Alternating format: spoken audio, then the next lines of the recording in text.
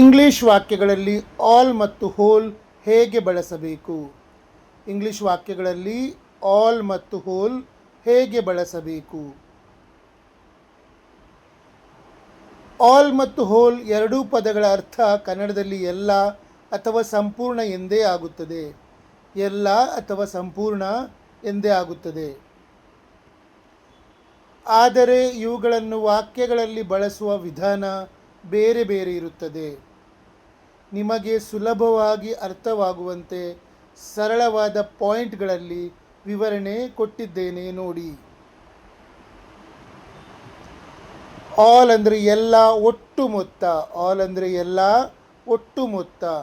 ಒಂದು ಗುಂಪಿನಲ್ಲಿರುವ ಅಥವಾ ಜಾಗದಲ್ಲಿರುವ ಎಲ್ಲ ವಸ್ತುಗಳನ್ನು ಅಥವಾ ಜನರನ್ನು ಪ್ರತ್ಯೇಕವಾಗಿ ಎಣಿಸಿ ಹೇಳುವಾಗ ಆಲ್ ಬಳಸಲಾಗುತ್ತದೆ.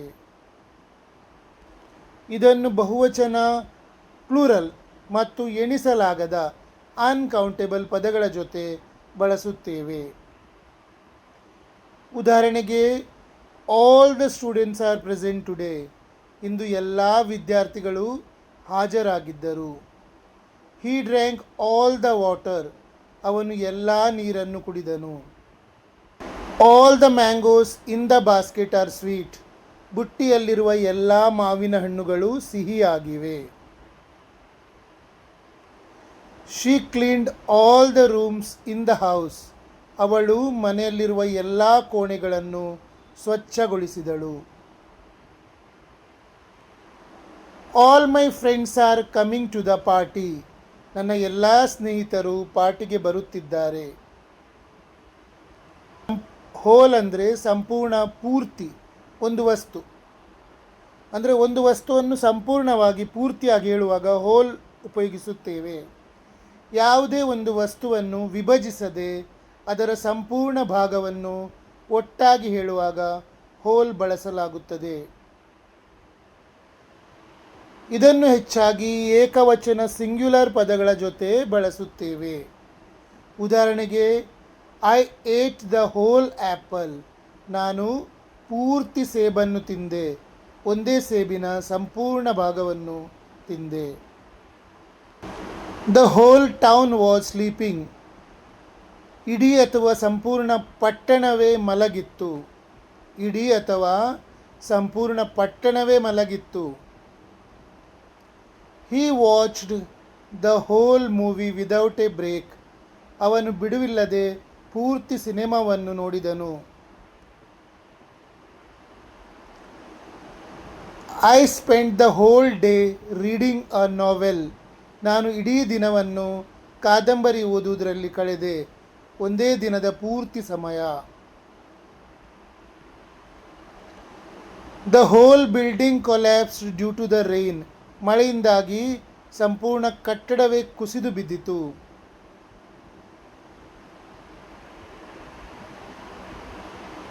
ಪ್ರಮುಖ ವ್ಯತ್ಯಾಸಗಳು: ಆಲ್ ಅನ್ನು ಹಲವು ವಸ್ತುಗಳ ಗುಂಪಿಗೆ ಬಳಸಿದರೆ ಹೋಲ್ ಅನ್ನು ಒಂದೇ ಒಂದು ವಸ್ತುವಿನ ಪೂರ್ತಿ ಭಾಗಕ್ಕೆ ಬಳಸಲಾಗುತ್ತದೆ. ಉದಾಹರಣೆಗೆ, ಆಲ್ ದ ಬುಕ್ಸ್ ಅಂದರೆ ಅಲ್ಲಿರುವ ಎಲ್ಲ ಪುಸ್ತಕಗಳು. ದ ಹೋಲ್ ಬುಕ್ ಅಂದರೆ ಆ ಒಂದೇ ಪುಸ್ತಕದ ಪೂರ್ತಿ ಪುಟಗಳು. ಆಲ್ ಪದವು ದ ಗಿಂತ ಮುಂಚೆ ಬರುತ್ತದೆ. All the world. ಹೋಲ್ ಪದವು ದ ಆದ ಮೇಲೆ ಬರುತ್ತದೆ. The whole world.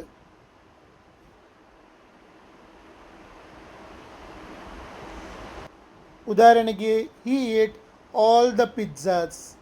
ಅವನು ಅಲ್ಲಿಟ್ಟಿದ್ದ ಎಲ್ಲ ಪಿಜ್ಜಾಗಳನ್ನು ತಿಂದನು. ಅಲ್ಲಿ 3-4 ಪಿಜ್ಜಾಗಳಿದ್ದವು. ಅವನು ಎಲ್ಲವನ್ನೂ ತಿಂದನು.